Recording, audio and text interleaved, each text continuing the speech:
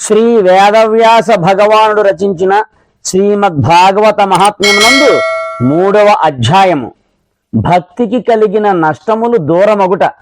నారదుడిట్లు చెప్పాను. ఇప్పుడు నేను శ్రీ సుఖయోగీంద్రులు ప్రవచించినట్టి ఉజ్వలమైన భాగవత శాస్త్రం యొక్క కథనము ద్వారా జ్ఞానయజ్ఞమును నిర్వహించెదను. తద్వారా భక్తి జ్ఞాన వైరాగ్యములను ప్రయత్నపూర్వకముగా ప్రజల హృదయములందు స్థాపించి పదిలపరిచెదను. ఈ యజ్ఞమును నేను ఎక్కడ చేయవలేను? ఇందుకు తగిన స్థలమును తమరు నాకు నిర్దేశింపుడు. మీరు వేదశాస్త్ర పారంగతులు కావున నాకు ఈ సుఖశాస్త్ర మహిమను గూర్చి వినిపించుడు. శ్రీమద్భాగవత కథను ఎన్ని దినములలో వినవలేను? అట్టి దానిని వినునట్టి విధానమును ఆచరించడు కర్తవ్యమును గూర్చి వివరింపగలరు. నేను ఏం చెయ్యాలో మీరు నాకు బోధిస్తే దాన్ని బట్టి భక్తి జ్ఞాన వైరాగ్యాలని మనుషుల మనస్సుల్లో స్థాపిస్తాను. నేనేం చెయ్యాలి, ఎలా చెయ్యాలి అని నారదుడు సనక సనందాదులను అడిగాడు. నేను ఎక్కడ కూర్చుని తపస్సు చెయ్యాలని కూడా అడిగాడు. సనక సనందాదులు ఇట్లు వచించిరి. నారద మహర్షి, వినుము. మీరు గొప్ప వినయపూర్వక వివేక సంపన్నులు. మీరు కోరిన విషయములన్నింటినీ వివరించదము. హరిద్వారము దగ్గర ఆనందవనము అను పేరు గల ప్రాంతమున్నది. అచట ఎందరో ఋషులు నివసించెదరు. దేవతలు సిద్ధపురుషులు కూడా దానిని సేవించుచుందురు. ఆ ప్రదేశము రకరకములైన వృక్షములతో తీగలతో దట్టమై శోభిల్లుచుండును. అక్కడ మీదు మిక్కిలి మృదువైన ఇసుక తిన్నెలు ఇప్పుడిప్పుడే పరిచినట్లుగా ఉండును. ఆ ప్రాంతము ఎంతయో సుందరమైనది. అది ఏకాంత ప్రదేశము. ఆ ప్రదేశమంతటా నిరంతరము బంగారు కమలములు పరిమళములను వెదజిల్లుచుండును. ఆ చుట్టుపక్కల నివసించడు సింహములు, ఏనుగులు మున్నగు పరస్పర వైరుధ్యము గల మృగములు కలిసిమెలిసి తిరుగాడుచుండును. కాని వాటి చిత్తములందు వైరభావము అసలే ఉండదు. ఆ ప్రదేశమునందు మీరు జ్ఞానయజ్ఞమును ప్రారంభించుడు. అతడి స్థలమహాత్మ్యము చేత అక్కడ జరిగే కథయందు అనాయాసముగానే అపూర్వ రసము ఉదయించును. తన కనుల ఎదుటనే బలహీనులై ముసలితనము చేత బక్క చిక్కి పడియున్న జ్ఞాన వైరాగ్యములను తన వెంట నిడుకుని భక్తి కూడా అచ్చటికి చేరుకొనును. శ్రీమద్భాగవతం యొక్క కథా ప్రవచనము జరుగు ప్రతి చోటుకు భక్తి మున్నగు వారందరూ తమంత తాముగా విచ్చేయుదురు. అచట ఈ కథా ప్రవచనము తమ కర్ణ పుటములకు వినిపించినంతనే ఆ ముగ్గురు చైతన్యవంతులై యవ్వన దశను పొంది దిగ్గున లేచి నిలబడతారు. సనక సనందాదులు నారదుడితో చెప్తున్నారు. నారద మహర్షి, మీరు అనవసరంగా శోకించొద్దు. హరిద్వారం దగ్గర ఆనందవనము అనే పేరు గల ప్రాంతం ఉంది. అక్కడ చాలా మంది ఋషులు ఉంటారు. చక్కని వృక్షాలు, చక్కటి పువ్వులతో కూడిన తీగలు దట్టంగా ఉంటాయి. అక్కడ మీరు తపస్సు చేసుకోండి. అక్కడ క్రూర మృగాలు కూడా కలిసిమెలిసి తిరుగుతూ ఉంటాయి. మీరు అక్కడ కనుక తపస్సు చేసుకుంటూ ఉంటే ఈ జ్ఞానయజ్ఞాన్ని ప్రారంభిస్తున్న మీ దగ్గరికి భక్తి జ్ఞాన వైరాగ్యములు మీ దగ్గరికి వాటంతట అవే వచ్చేస్తాయి. ఎక్కడైతే ఈ భాగవత యజ్ఞం జరుగుతుందో అక్కడికి భక్తి జ్ఞాన వైరాగ్యాలు అక్కడ తిష్ట వేస్తాయి అని చెప్పి సనక సనందాదులు చెబుతూ, మీరు ఈ రకంగా భాగవత కథను అందరికీ వినిపిస్తూ మీరు ఆ జ్ఞానయజ్ఞాన్ని చేస్తే భక్తి జ్ఞాన వైరాగ్యాలు వాటంతట అవే చాలా శక్తివంతం అవుతాయి అని చెప్పి సనక సనందాదులు నారదునికి చెప్తున్నారు. సూత మహర్షి ఇట్లు పలికెను.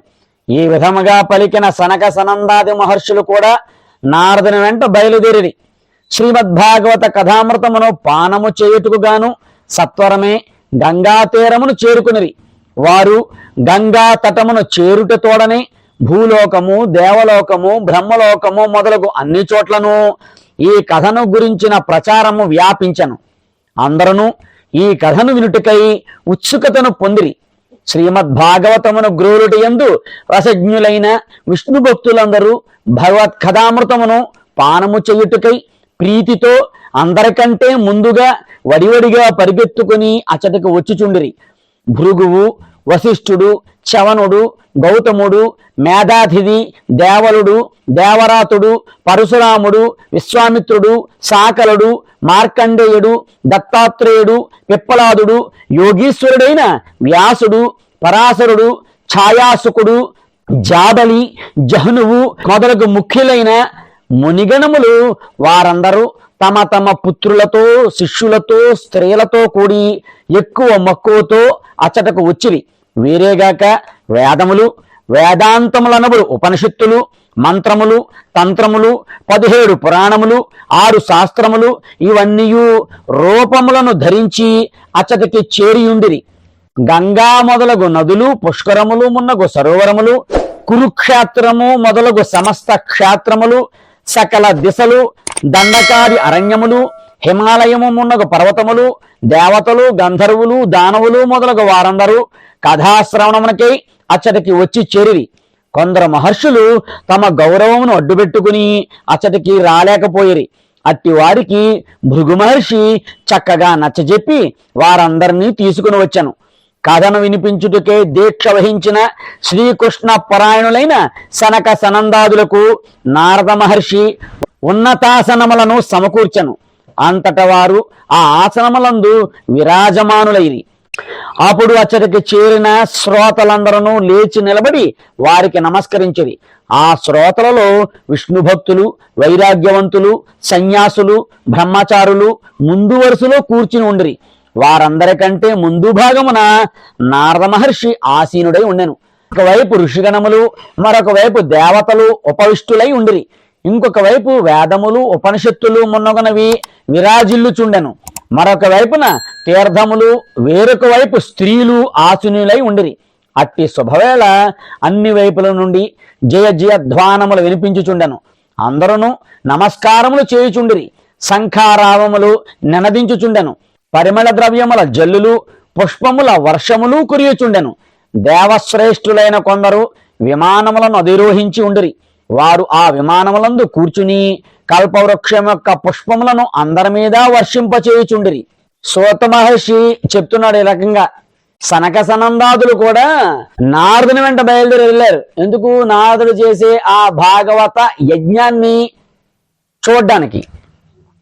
నారద మహర్షి ఏం చేశాడు? సనక సనందాదులు భాగవత కథను వినిపిస్తున్నారు కాబట్టి ఆయనకి ఒక మంచి ఆసనము ఇచ్చి కూర్చోబెట్టారు. వేదాంగాలు, ఉపనిషత్తులు, నదులు, పర్వతములు, అరణ్యములు అందరూ మనుష్య రూపం ధరించి ఈ భాగవత శ్రవణం వినడానికి చాలా ఉత్సాహంతో అక్కడికి చేరుకున్నారు. ఇప్పుడు వీరందరినీ అలా కూర్చోబెట్టి నారద మహర్షి ముందు కూర్చున్నాడు. అప్పుడు సనక సనందాదులు ఈ భాగవత మహాపురాణాన్ని చెప్పడానికి సిద్ధమయ్యారు అని సూత మహర్షి చెప్పాడు. సూతముని చెప్పాను. ఈ రీతిగా పూజ ముగిసిన పిమ్మట అందరూ ఏకాగ్ర చిత్తులయ్యిరి. అంతటా సనక సనందాది మహర్షులు మహాత్మ్యుడుగు నారదునకు శ్రీమద్భాగవతం యొక్క మహాత్మ్యమును స్పష్టముగా వినిపించసాగిరి. సనక సనందాదులు ఇట్లు వచించిరి. ఇప్పుడు మేము భాగవత శాస్త్రం యొక్క మహిమను మీకు వినిపించదము. శ్రీమద్భాగవత కథను ఎల్లప్పుడూ ఎల్లకాలములందు సేవించుచుండవలను, ఆస్వాదించుచుండవలను. దీనిని వినినంతలోనే వారి హృదయమునందు శ్రీహరి చేరి విరాజిల్లుచుందును. ఈ గ్రంథమునందు 18,000 శ్లోకములు గలవు. 12 స్కందములున్నవి. సుఖదేవునకును రాజుకు పరీక్షిత్తునకు జరిగిన సంవాదం ఇది. ఇట్టి భాగవత శాస్త్రమును మీరు సావధానులై వినుడు. పరమ పవిత్రమగు ఈ భాగవత కథ తమ చెవులకు క్షణకాలమైనను వినిపించనంత వరకు అట్టి వారులు అజ్ఞానముతో కొట్టుమిట్టాడుతూ జనన మరణ రూపమగు ఈ సంసార చక్రమునందే తిరుగాడుచుందురు. సనక సనందాదులు చెప్తున్నారు, భాగవత మహాత్మ్యమును మీకు వినిపిస్తున్నాను అని చెప్పి. ఎవరికి? నారదుడికి, అక్కడికి వచ్చిన ఋషులకు, పర్వతాలకు, నదులకు అందరికీ చెప్తున్నారు సనక సనందాదులు భాగవత మహాత్మ్యం గురించి. ఈ భాగవత మహాత్మ్యం ఎవరైతే వింటారో వాళ్ళకి అత్యంత భాగ్యం కలుగుతుంది అని. అలాగే ఈ భాగవత మహాత్మ్యంలో ఎన్ని పద్యాలు ఉన్నాయి, ఎన్ని శ్లోకాలు ఉన్నాయి కూడా చెప్తున్నారు. ఈ శ్లోకాలన్నీ ఈ గ్రంథంలో 18,000 శ్లోకాలు ఉన్నాయంట. 12 స్కందాలు ఉన్నాయంట. ఇవి ఎవరెవరికి జరిగిన సంవాదము? సుఖదేవుడికి పరీక్షిత్తునకు జరిగిన సంవాదం. అంటే శుకుడు పరీక్షిత్తు మహారాజుకు చెప్తున్నాడు అని సూతముని చెప్తున్నాడు అందరికీను. ఈ భాగవత పురాణం ఎవరైతే వినరో వాళ్ళు సంసార చక్రం నుంచి ఎప్పటికీ బయటికి రారు అని చెప్తున్నారనమాట. అంటే భాగవత పురాణం వింటే ఎనలేని భక్తి, విష్ణువే సాక్షాత్తు విష్ణువే వాళ్ళ హృదయాల్లో ఉంటాడంట. ఎప్పుడైతే ఎక్కడైతే ఈ భాగవత మహాత్మ్యం వినిపిస్తూ ఉంటుందో అక్కడ ఖచ్చితంగా శ్రీకృష్ణ భగవానుడు తిష్ట వేసుకొని కూర్చుంటాడు అని సూతముని అందరికీ చెప్తున్నాడు. ఎవరు చెప్పినట్టు? సుఖమహర్షి పరీక్షిత్తు మహారాజుకు చెప్తున్నాడు అని సూతుడు అందరికీ చెప్తున్నాడు. అనేక శాస్త్రములు పురాణములు వినుట వలన కలిగేది లాభం ఏమిటి? తద్వారా వ్యర్థమైన భ్రమ వర్ధిల్లును. కానీ భాగవత శాస్త్రము ఒక్కటి వింటేనే ముక్తిని ప్రసాదించినని మేఘ గంభీరముగా ఎలుగెత్తి ప్రకటించుచున్నది. ప్రతి నిత్యము భాగవత కథను పఠించు వారి గృహము ఒక పుణ్యక్షేత్రమగును. ఆ ఇంటిలో ఉన్న వారి పాపములన్నీ నశించిపోవును. వేల కొలది అశ్వమేధాయాగములు గాని, వందల కొలది వాజపేయ యజ్ఞములు గాని ఈ సుఖశాస్త్రం యొక్క 16వ అంశమునకు కూడా సరి సమానము కాజాలవు.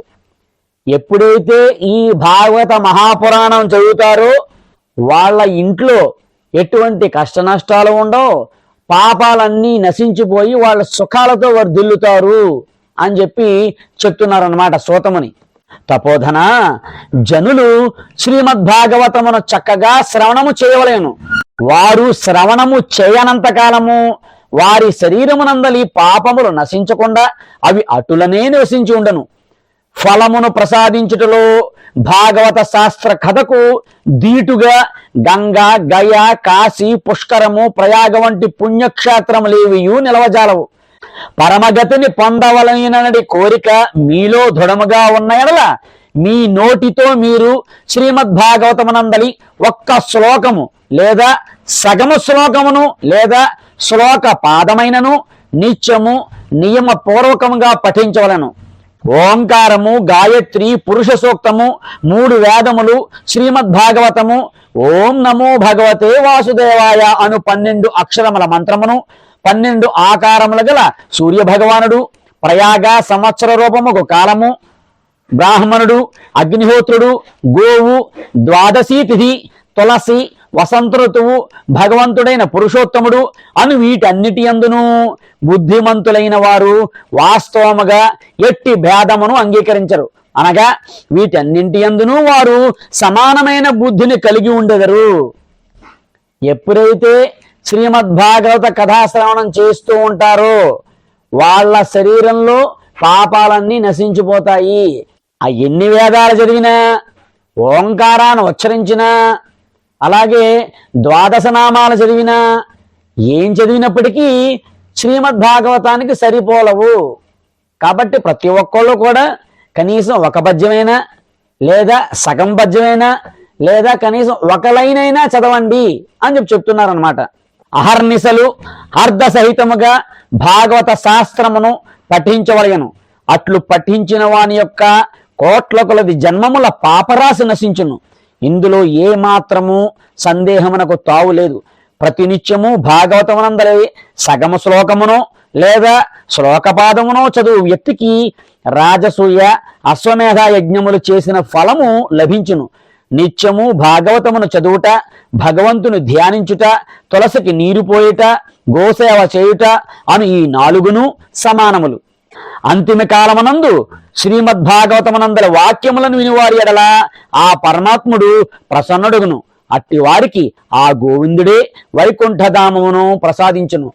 ఈ భాగవత పురాణాన్ని ఎవరైతే చదువుతూ ఉంటారో వాళ్ళకి గోసేవ చేసినంత పుణ్యఫలము, తులసికి నీరు పోసినంత పుణ్యఫలము, బ్రాహ్మణునికి చేసినంతటువంటి పుణ్యఫలము అంతకంటే ఎక్కువగా లభిస్తాయి అని చెప్పి అంటున్నారు. శ్రీమద్భాగవతమును బంగారు సింహాసనమునందు ఉంచి పూజించవలయను.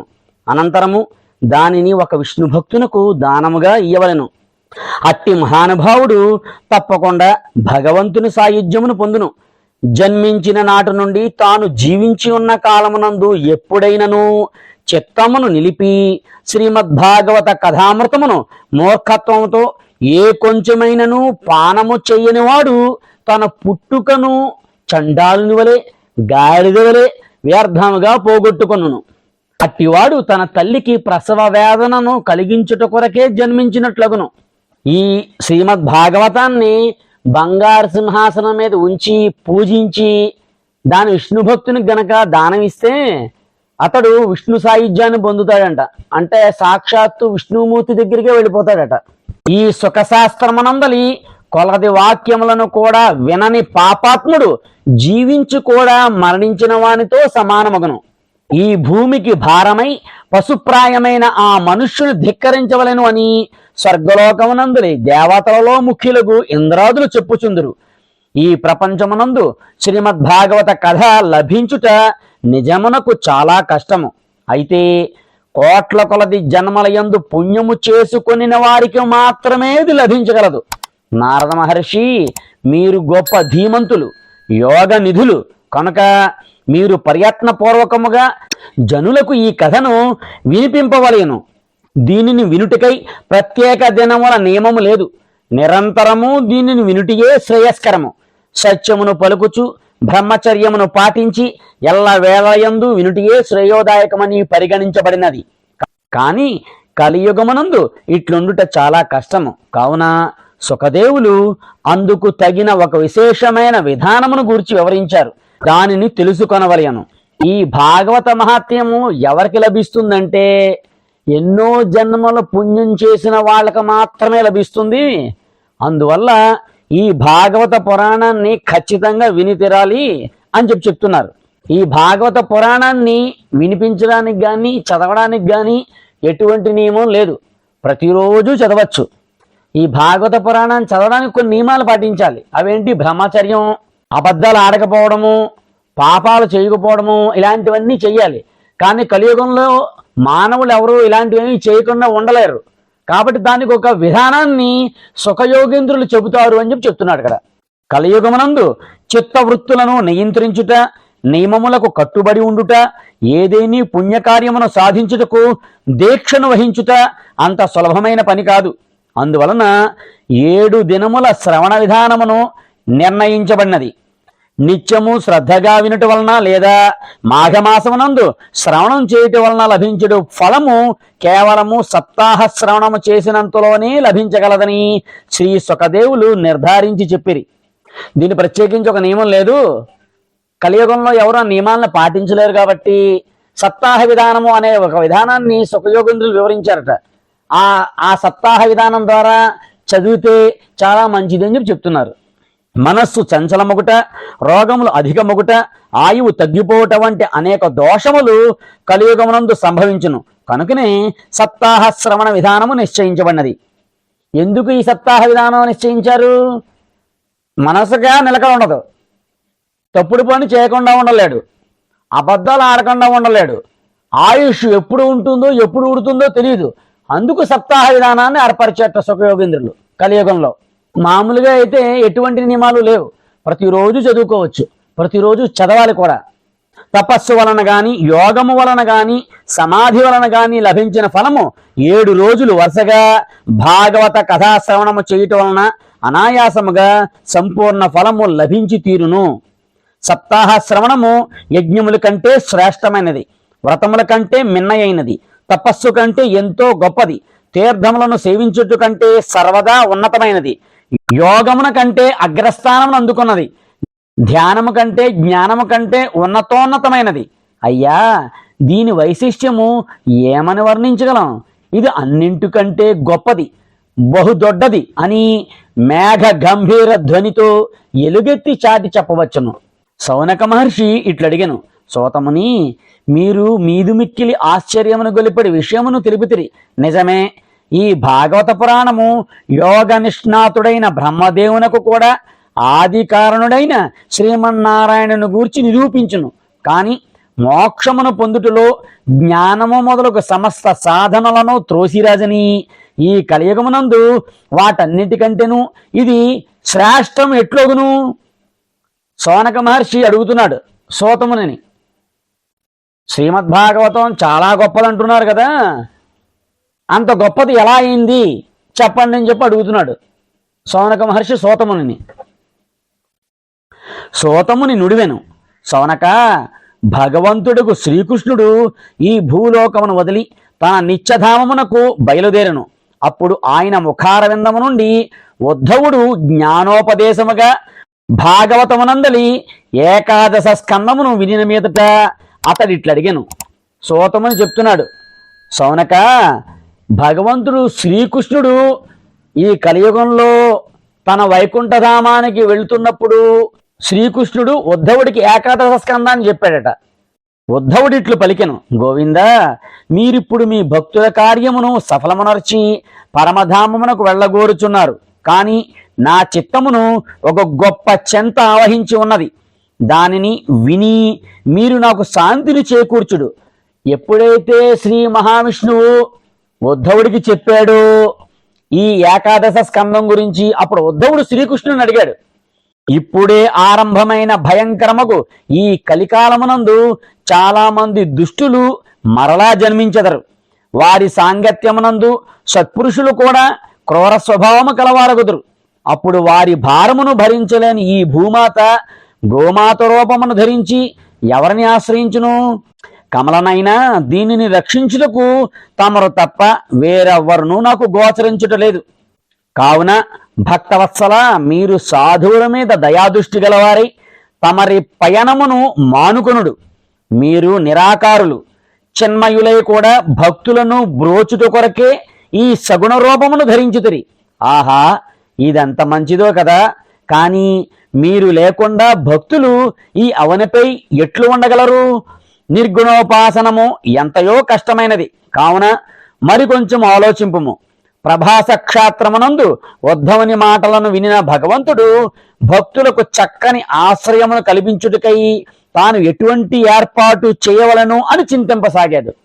సౌనక మహర్షి అప్పుడు భగవంతుడు తన యొక్క దివ్యమైన తేజస్సును భాగవతమునందు పదిలపరిచెను. అంతటా ఆ దేవదేవుడు అంతర్ధానమై శ్రీమద్భాగవత మహాసముద్రమునందు స్వయముగా ప్రవేశించెను. ఇది సాక్షాత్తుగా మూర్తీభవించిన భగవంతుని శబ్ద స్వరూపము. ఆ శ్రీహరియే దీని యందు ప్రత్యక్షముగా నడయాడుచుండును. కనుక ఈ భాగవతమును సేవించుడిచే, శ్రవణము చేయుటిచే, పఠించుడిచే, దర్శించుడిచే మానవుని సమస్త పాపములు నశించిపోవును. అందువలన శ్రీ భాగవత సప్తాహ శ్రవణము అన్నిటికంటే మిగుల శ్రేష్టమైనదిగా అంగీకరించబడినది. ఇతరములైన సకల సాధనములను వదిలిపెట్టి కలియుగమునందు కేవలము ఇదియే ప్రధాన ధర్మమని చెప్పబడినది. కలియుగమునందు దుఃఖమును, దారిద్ర్యమును, దురదృష్టమును, పాపమును నశింపచేయు ధర్మము ఇదియే. ఇంతేకాదు, కామక్రోధాది శత్రువుల మీద ఇది విజయమును సాధించి పెట్టును. ఇదిను కాక భగవంతుని మాయ నుండి తప్పించుకునుట దేవతలకు కూడా దుర్లభము. అట్టి ఎడ మానవులు ఈ మాయ నుండి బయటపడుట ఎట్లు అనగా దీని నుండి విడివడుట కొరకే సప్తాహ శ్రవణ విధానం ఏర్పరచబడినది. ఈ సప్తాహ శ్రవణ విధానం ఎలా ఏర్పరచబడింది అనేది ఉద్ధవుడు చెప్తున్నాడు. ఈ సప్తాహ శ్రవణ విధానం ఎలా ఏర్పడింది? కలియుగంలో ఈ సప్తాహ శ్రవణ విధానం ఎవరైతే పాటిస్తారో, ఎవరైతే చదువుతారో వాళ్ళకి దారిద్ర్యం ఉండదు, దుఃఖం ఉండదు, దురదృష్టం ఉండదు, పాపాలు ఉండవు, ఎటువంటివి ఉండవని చెప్పి చెప్తున్నారు. సూతముని ఇట్లు చెప్పాను, సౌనక మహర్షి, ఈ విధముగా సనకాది మునీశ్వరులు సప్తాహ శ్రవణ మహిమను గూర్చి వర్ణించుచుండిరి. అప్పుడు ఆ సభయందు ఒక గొప్ప ఆశ్చర్యమును గొలుపుడు సంఘటన సంభవించను. దానిని గూర్చి నీకు నేను వివరించదను, వినుము. సూతముని ఇలా చెప్తున్నప్పుడు, ఈ భాగవత కథను గూర్చి చెప్తున్నప్పుడు ఒక అద్భుతం జరిగిందంట. ఆ అద్భుతం ఏంటో నేను చెప్తున్నానని చెప్పి సౌనక మహర్షికి సూతముని చెప్తున్నాడు. అప్పుడచటకి తరుణావస్థను పొందిన విశుద్ధ ప్రేమమూర్తికు భక్తిదేవి తన ఇరువురు కుమారులను వెంటనిడుకుని వచ్చెను. ఇంతకు ముందు అన్నాడు కదా నారదుడితో, సనక సనందాదులు శ్రీమద్భాగవతాన్ని ఎవరైతే గానం చేస్తారో, ఎక్కడైతే చదువుతారో అక్కడికి భక్తి జ్ఞాన వైరాగ్యాలు కూడా ఉంటాయని చెప్పి ఇంతకు ముందు నారదుడికి సనక సనందాదులు చెప్పారు కదా. పరమ సౌందర్యవతియగు భక్తిదేవి భాగవతం యొక్క శబ్దార్థ రూపములైన ఆభరణములను అలంకరించుకుని అచ్చటికి విచ్చేసెను. అప్పుడు ఆ సభలో ఆసీనులైన సదస్సులందరూ ఆమెను తిలకించిరి. అనంతరము ఈమె ఇక్కడికి ఎట్లు వచ్చినది, సభలోకి ఎట్లు ప్రవేశించినది అని ఆ మహాసభ యందు గల మునీశ్వరులు సదస్సులు అందరికందరూ తర్క వితర్కములు చేయసాగిరి. ఈ భక్తిదేవి ఇప్పటికిప్పుడే కథ యొక్క శబ్దార్థముల నుండి ప్రకటమైనదని సనకాదులు చెప్పిరి. వారి మాటలను వినిన భక్తిదేవి తన పుత్రులతో కూడి మిక్కిలి విన్నమ్రురాలై సనత్ కుమారులను ఇట్లడిగాను. ఈ భాగవత పురాణంలో ఉండే శబ్దార్థాలను తన ఒంటి మీద ధరించి వచ్చిందంట. ఎలా వచ్చింది, ఈమె ఎవరు, ఎక్కడి నుంచి వచ్చింది, హఠాత్తుగా ఎలా ప్రత్యక్షమైంది అని చెప్పి అందరూ ఆశ్చర్యపోతుంటే అప్పుడు సనక సనందాదులు చెప్తున్నారు, ఈ భాగవత మహాపురాణం చదువుతున్నందువలన ఈ భాగవత పురాణంలో నుండి ఆవిడ పుట్టుకొచ్చింది అని. ఇంతకుముందు నారదుడికి కూడా చెప్పాడు కదా సనక సనందాదులు, భాగవత మహాత్మ్యము చాలా గొప్పది, ఇది ఎక్కడైతే చదువుతారో అక్కడ భక్తి జ్ఞాన వైరాగ్యాలు ఖచ్చితంగా ఉండి తీరుతాయి విష్ణుమూర్తితో సహా అని చెప్పాడు కదా. భక్తి పలికెను, నేను కలియుగమునందు ఎక్కువగా నష్టపోయితని, తమరు ఈ కథామృత సేవనము చేత తిరిగి నాకు పుష్టిని సమకూర్చితిరి. ఇప్పుడు నేనెక్కడ ఉండవలేనో, నా నివాస స్థానం ఏదియో నాకు తెలుపుడు అని పలికిన భక్తి మాటలను వినిన సనకాదులు ఆమెతో ఇట్లు చెప్పిరి. భక్తి చాలా వినమ్రంగా వినయంతో సనకాదులకు నమస్కరించి, ఓ సనకాదులారా, ఈ కలియుగంలో నేను ఎక్కడ ఉండాలి, నాకు అది చెప్పి అనుగ్రహించండి అని సనకాది మహర్షులకు నమస్కరించి అడిగింది భక్తిదేవి. సనకాదులు ఇట్లు వచించిరి, అమ్మా భక్తిమాత, నీవు భక్తులకు భగవంతుని స్వరూపమును ప్రసాదించుదానవు, అనన్య ప్రేమను సమకూర్చగల సమర్థురాలవు, భవరోగమును నిర్మూలించుదానవు. కావున నీవు ధైర్యమును వహించుము, శాశ్వతముగా అనుక్షణము విష్ణు భక్తుల హృదయములందే నివసించుము.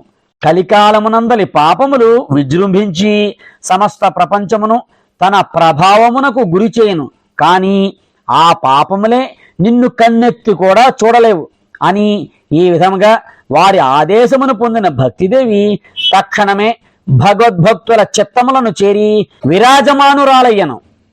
అప్పుడు భక్తిదేవి ఎప్పుడైతే అడిగిందో ఈ సనకాదులు చెప్పారు, అమ్మా మాత భక్తిమాత, నువ్వు విష్ణు భక్తుల యొక్క హృదయాల్లో ఉండు అని చెప్పాడు.